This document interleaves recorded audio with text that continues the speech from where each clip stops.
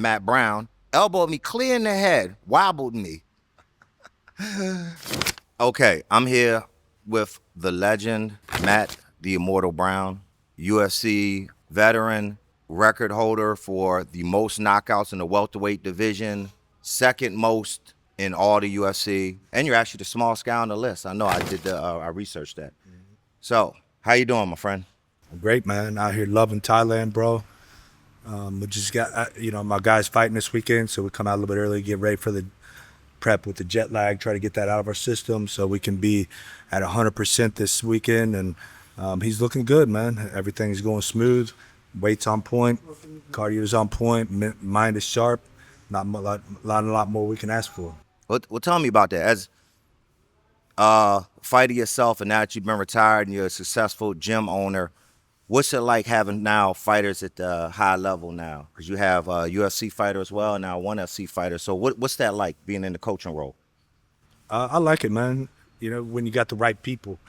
'Cause I don't just train anybody that comes into the gym. Pretty selective with it because you got to have the right vibe, man. There's people rub off on you, and fighters, it's not like they're some college educated, people with, there's something wrong with if you want to do this stuff, right? So, you got to be careful with who you deal with, man. But we got really good people. Josh is one of the best ones, one of the best fighters, human beings I've ever met that happens to be a fighter. So I'm happy to be a part of his camp, and I really enjoy watching others succeed and do things that I can no longer do. Do you find it Do you find it challenging though, with you having so much success and your work ethic when you were a fighter and how hard you worked? I mean, that's what you're known for, is just like the insane workouts and your discipline and dedication. Do you find it hard, like understanding that maybe certain fighters you have are not going to be you because you are sort of an anomaly? So, do you find it hard trying to balance that when coaching them? Well, there's kind of different aspects to that. For one, yeah, I mean, I think I probably overtrained a lot too, so I can, I don't know if overtrained is the right word, but I did more than what was necessary a lot of times. Not necessarily overtrained where I was like hurting myself, because I don't really necessarily believe in that word so much. Not that it's a complete false thing, but it's pretty hard to overtrain. But my point is that I think these guys, they're training smarter than me too. But that's also why I'm very particular about guys, because I find guys like Josh. That's why I like training with him, or Josiah, where my job as a coach isn't to get them in the gym and call them, make sure they didn't fuck up on the weekend, make sure that they're doing the work. These guys already got a strong work ethic, so my job is to kick them out of the gym. That's a big part of my job. Like, you good now, go home. And if I'm not dealing with someone like that, then I don't really want to mess with them. That makes sense. Business owner, you have two successful gyms, other businesses you're involved in.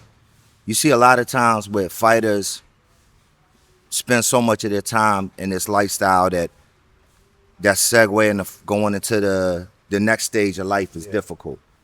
Did you've handled it very well. Seen some fighters that have not done it as well. What do you think makes that difficult, and then what's made you successful in that transition? I just bit down my mouthpiece and did it. I think as fighters, I think a lot of guys have ego. Like, I did a lot of things that, especially the beginning of like opening my different businesses, I did a lot of things that I think other fighters would consider below them. Right? Like doing a front desk in my gym. I think a lot of fighters, like, they would open a gym, but they're like, I ain't doing that shit. Right. And, nothing was below me, man. I keep humble about it. Because basically, the way that I look at it in life in general is that everything sucks. Like, pain is just a part of life, right? So you can choose the pain of sitting at a front desk for a couple hours and sucking up your ego, or you can choose the pain of not having a successful gym and having to shut down. I choose the pain that's going to actually give me some ROI in my life. You know, and I think it carries over from fighting, right? Like again, life sucks, right? It's painful. So you could choose the pain of dieting, cutting weight, training extra hard, putting in the extra hours, or you can choose the pain of wishing that you did all that and waking up the morning after a fight wishing that you worked harder. And that's way more painful to me.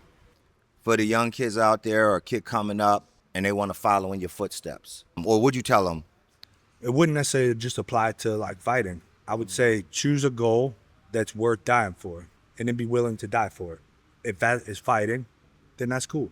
You need to be passionate about something to the point that you would be willing to risk your life for it.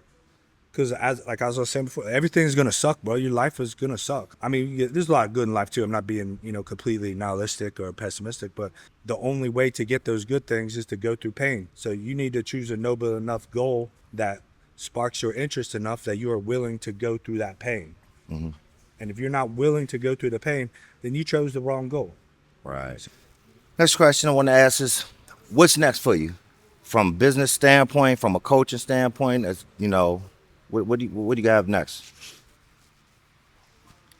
I mean, that's a big question because I have so many ambitions and goals. I want to create some UFC champions.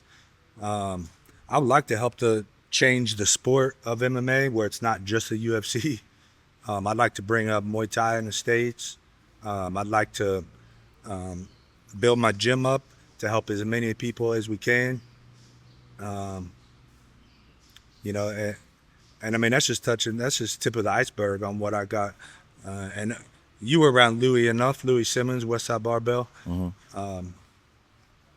Louis said all the time, it ain't about what I did, it's about what I'm going to do. And I got a million things I'm going to do. This is just the tip of the iceberg, some of the things I'm mentioning here. So usually, like when the first thing that comes to my mind, that's why it took me a minute to kind of think about how do I answer this question. So the first thing that comes to my mind when you said, what's the next for you? I'm thinking about the next moment. What am I going to do in the next hour to get me closer to where I want to be? And in the next hour, I'm going to go train a little bit, help out Josh, make sure he's prepped, make sure he's ready. But that's all it is, just putting one foot in front of the other and keep walking forward. When we go run those stairs, I think, I did the Manitou incline, right, which was a 1 mile of stairs in Colorado, starting at 5,000 feet all the way up to like 9,000 feet. And the only way you make it up that motherfucker is you just take the next step. You don't look up and see how many steps you got left. Right. You just take the next fucking step. That next step is the only one that matters. As long as you do the next one, you can do one more. Right.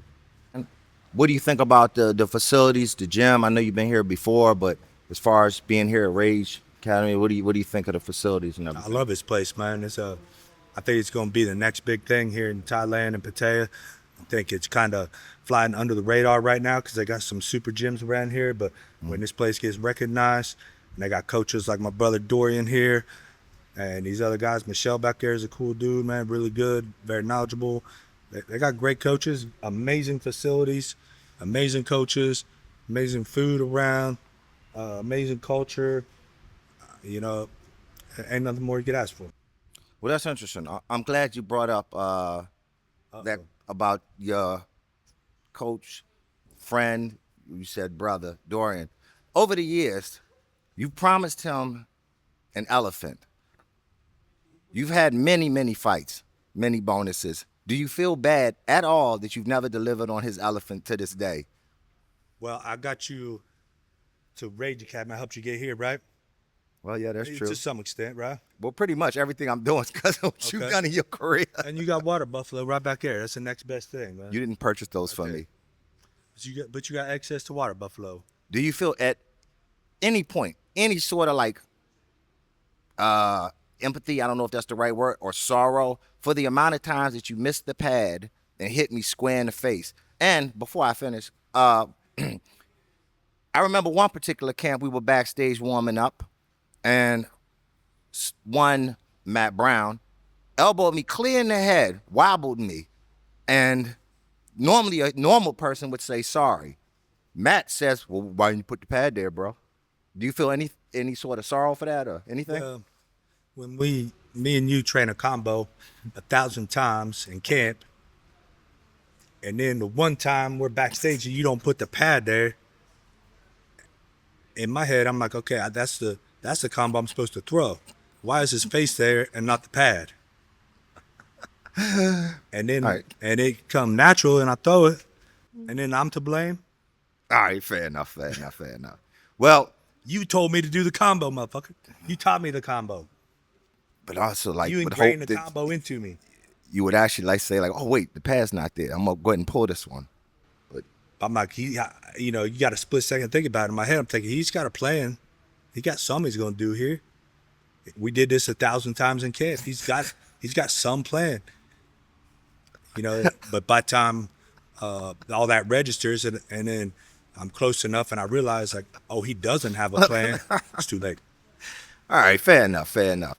Well, it's an honor to have you out here, brother. Again, with the immortal Matt Brown, family man, businessman, coach. He wears a lot of different hats, man. It's a pleasure. After 20 years, you never came out here when I was here, so I'm finally glad you came out here before I died.